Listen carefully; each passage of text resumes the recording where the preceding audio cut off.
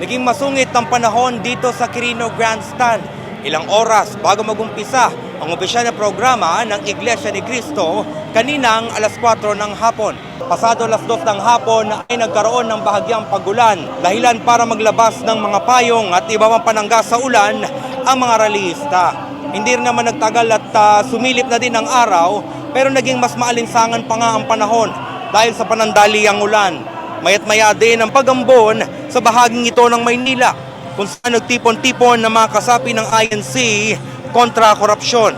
Bandang alas 3 ng hapon ay umabot na nga sa mahigit 130,000 na mga INC members ang nagtipon-tipon sa Quirino Grandstand, ayon sa pinakahuling tala ng lokal na pamahalaan ng Maynila.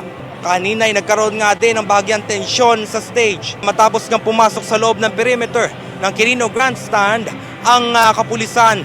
Iginiit ng INC na mapayapa ang kanilang pagtitipon at ikinaalarma ng INC ang presensya ng armadong pulis sa loob ng perimeter. Mismo si General Anthony Aberin ng NCRPO na ang nagpaalis sa mga pulis na pumasok sa perimeter. Aniya, dapat ay nakadeploy lang sa labas ng perimeter ng rally ang mga armadong pulis.